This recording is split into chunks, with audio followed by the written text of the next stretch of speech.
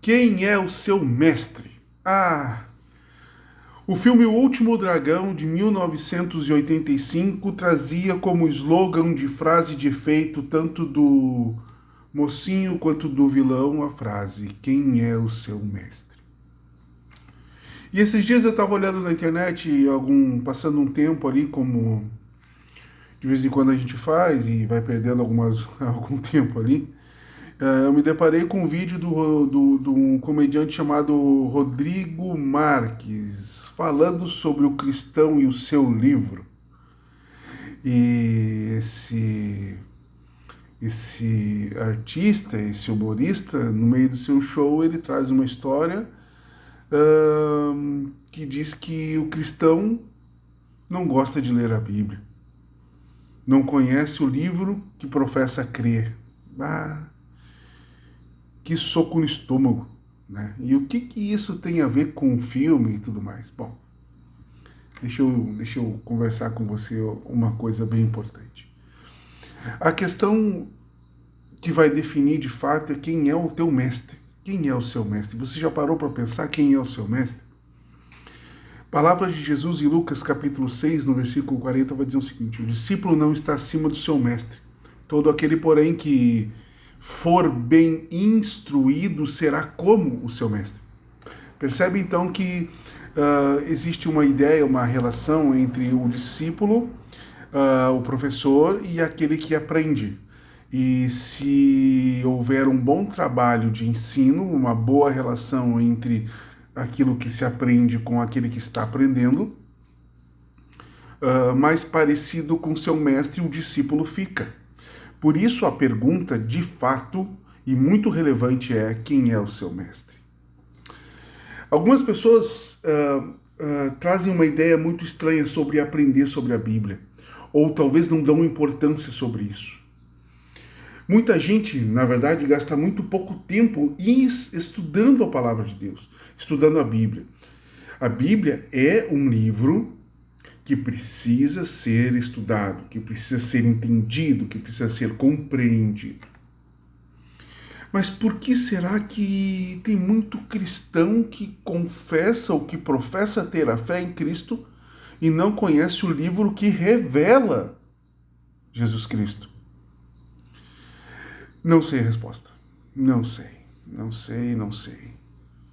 O que eu posso dizer é que nós somos parecidos com o nosso mestre. E aí a pergunta de novo: quem é o seu mestre? Sabe, Jesus Cristo, ele vai trazer alguns textos, algumas falas no Novo Testamento, inclusive, sobre a importância do estudo da palavra de Deus. Jesus Cristo, o Filho de Deus, ele se retirava para orar. Interessante, né? Por que o próprio Deus se retirava para orar? Ele está mostrando para nós que é importante orar, né? Então há várias reflexões, momentos reflexivos nos evangelhos que mostram Jesus realmente valorizando o estudo, a reflexão e o conhecimento das Escrituras.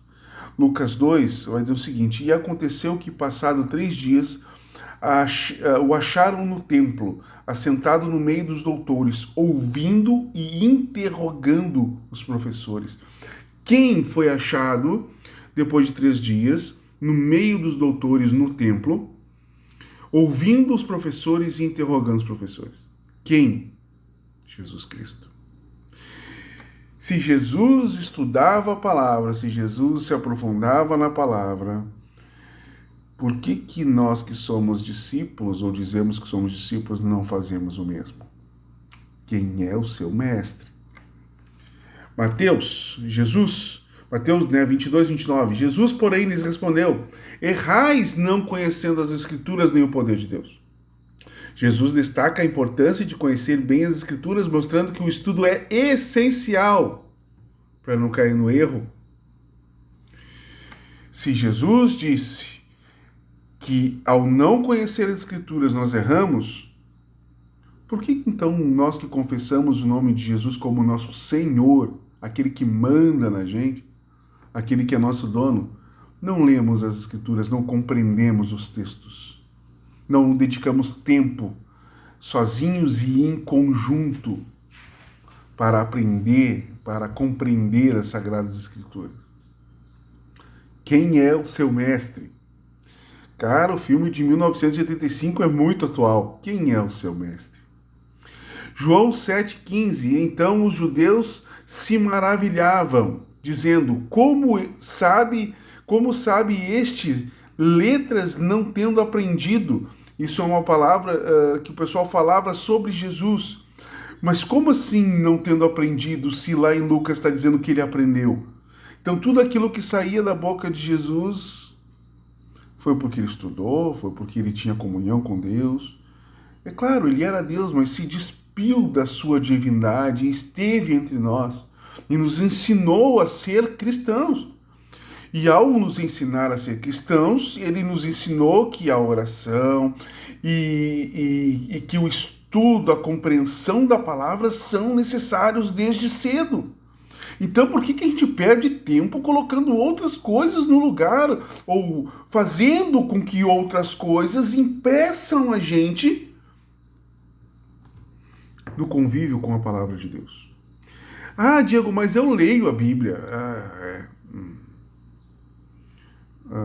Quem é o teu mestre? Como é que você lê a Bíblia? Para me entender, né? Será que você lê a Bíblia como quem está lendo uma notícia? Como quem está lendo um jornal? Ou sei lá, não sei. A questão é que, se eu pudesse te dar o conselho, eu diria para você: não leia a Bíblia. Calma. Não leia a Bíblia. Estude a Bíblia. Medite na palavra de Deus, né? Então, esses versículos mostram que Jesus não apenas se importava com o estudo, mas também incentivava seus ouvintes a conhecerem profundamente o que ele disse. Ele próprio deu exemplo ao dialogar com os mestres e ao corrigir interpretações equivocadas. E entre esses, tem tantos outros, né? Por exemplo, antes santificai a Cristo como Senhor no vosso coração e estáis sempre preparado para responder com mansidão e temor qualquer que vos pedir a razão e a esperança que há em vós. Bom, isso não mostra para você a necessidade de estar preparado intelectualmente e espiritualmente para explicar a sua fé? Josué, capítulo 1, 8, não se aparte da tua boca o livro dessa lei. Olha, enfatiza a meditação constante das Escrituras como base para a vida, porque ele continua dizendo que o livro da lei não era para se apartar, mas antes, ou seja, antes que se aparte, medita nele dia e noite, né? Tendo cuidado de fazer conforme tudo aquilo que nele está escrito. Eu acho muito estranho a galera que confessa, que abre a voz e enche os pulmões para declarar que Jesus Cristo é o seu Senhor e seu Salvador, mas não o conhece nem conhece o livro que revela a ele. Sabe? As igrejas precisam promover o ensino da palavra.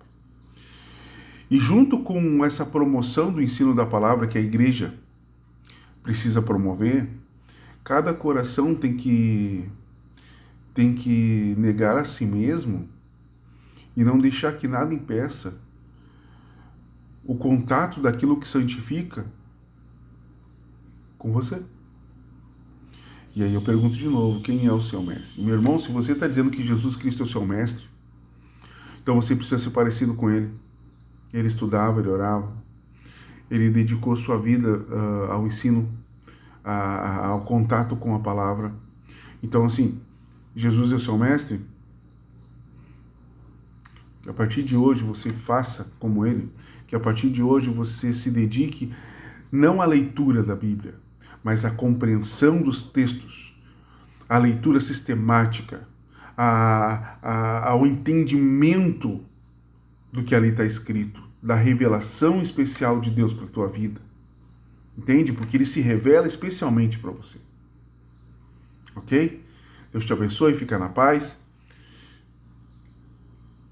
Quem é o seu mestre? Ah, aquele filme de 1985 era legal. Eu era muito novinho quando vi. E eu achei maior barato. Uma aura azul, uma aura vermelha, assim, na volta dos personagens. Mas a mensagem que fica é uma mensagem verdadeira até hoje.